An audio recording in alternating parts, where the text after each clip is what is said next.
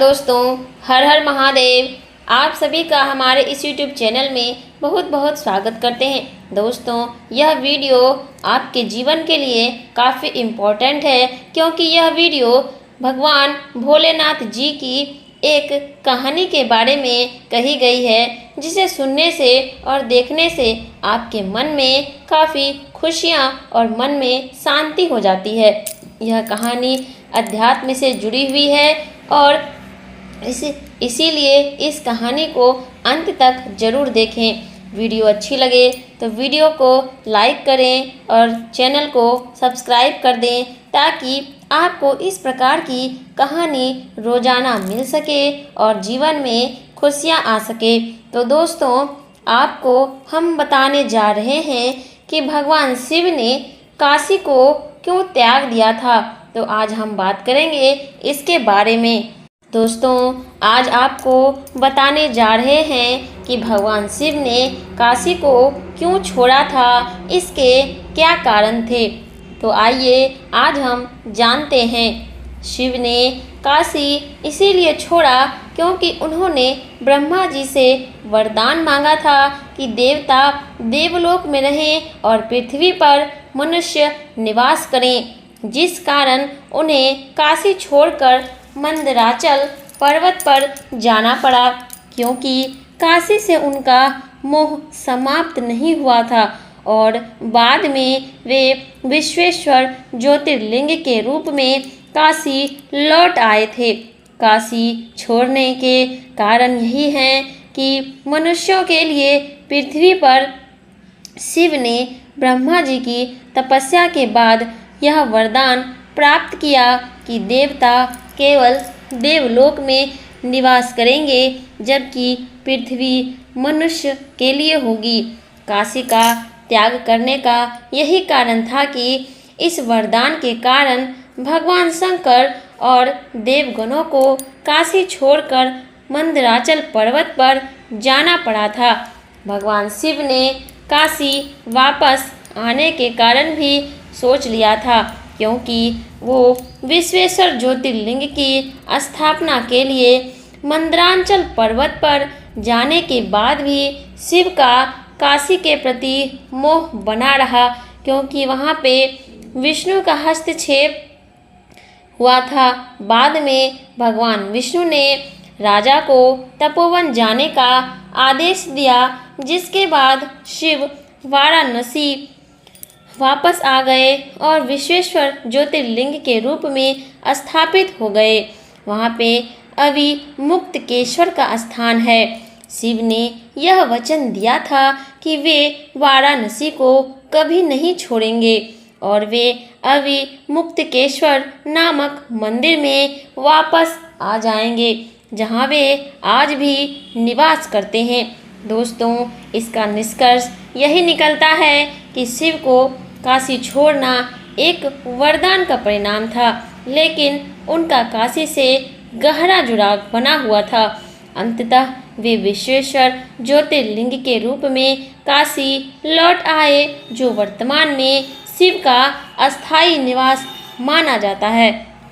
और मित्रों, आपको ये भी जानकारी दे दें कि काशी का सबसे प्रसिद्ध शिवलिंग नाम काशी विश्वनाथ है, जो भारत के 12 ज्योतिर्लिंग में से एक माना जाता है। इसका उल्लेख विश्वेश्वर ज्योतिर्लिंग के रूप में भी किया जाता है।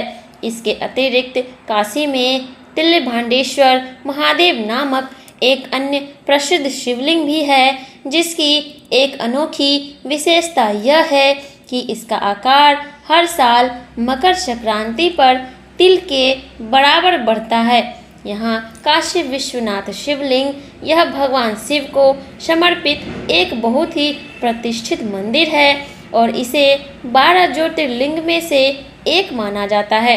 इसे विश्वेश्वर ज्योतिर्लिंग के नाम से भी जाना जाता है और माना जाता है कि यह काशी और शिव पार्वती का आदि स्थान है। तिल भांडेश्वर महादेव शिवलिंग यह केदारनाथ क्षेत्र में स्थित एक चमत्कारिक शिवलिंग है। इसका आकार हर साल मकर संक्रांति के दिन एक तिल के बीज के बराबर बढ़ता रहता है। दोस्तों, आपको यह भी बता दें कि हमारे विश्व का सबसे बड़ा शिवलिंग हमारे छत्तीसगढ़ का जशपुर जिला प्राकृतिक सुंदरता और पर्यटन की अपार संभावनाओं से भरा हुआ है। यहाँ कई पर्यटन स्थल हैं, लेकिन सबसे खास है माधेश्वर महादेव पहाड़। इस पहाड़ को विश्व का सबसे बड़ा शिवलिंग माना जाता है। स्थानीय लोग इस पर्वत की दशकों से पूजा करते आ रहे हैं, जिसे यह धार्मिक आस्था का केंद्र बन गया है। हमारे काशी नरेशों की वंशावली में नारायण राज वंश शामिल हैं, जिन्होंने बनारस के जमींदार के रूप में अपनी शुरुआत की और उनके पुत्र बलवंत सिंह ने खुद को महाराजा घोषित किया था। उनके पुत्र चेत सिंह, महीप नारायण सिंह, उदित नारायण सिंह, ईश्वरी साध नारायण सिंह और प्रभु नारायण सिंह हुए।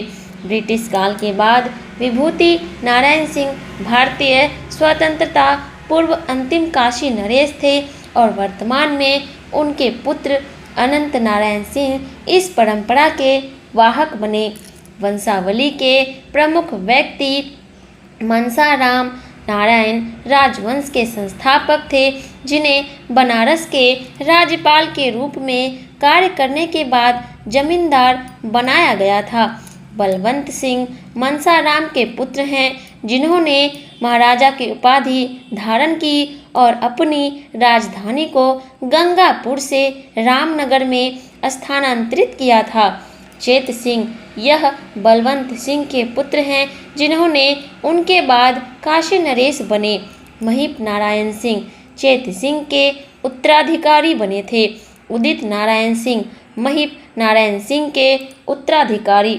ईश्वरी प्रसाद नारायण सिंह उदित नारायण सिंह के बाद गद्दी पर इन्होंने ही विराजमान लिया था। प्रभु नारायण सिंह यह 11वीं सदी के अंत जो 20वीं सदी के प्रारंभ में काशी नरेश बने और उन्होंने बनारस हिंदू विश्वविद्यालय की स्थापना के लिए जमीन दान की थी। विभूति नारायण सिंह भारतीय स्वतंत्रता पूर्व के अंतिम काशी नरेश थे, जिनकी मृत्यु के बाद उनके पुत्र सिंहासन पर विराजमान हुए थे। अनंत नारायण सिंह वर्तमान काशी नरेश जो इस परंपरा के प्रमुख हैं और सनातन परंपरा पर निर्वहन कर रहे हैं। दोस्तों, आपको यह भी बता दें कि हमारे वाराणसी के कई राजा हुए हैं। इतिहास के अनुसार पौराणिक काल में दिवोदास राजा थे।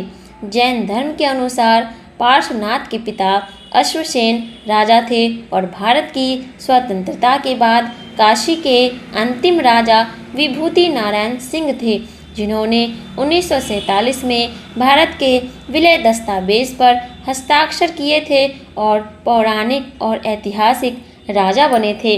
दिवोदास एक प्रसिद्ध पौराणिक राजा जो काशी से देवताओं को बहिष्कृत करने के लिए जाने जाते थे, और अश्वसेन जैन तीर्थकार पार्श्वनाथ के पिता और महाभारत काल के काशी के राजा थे।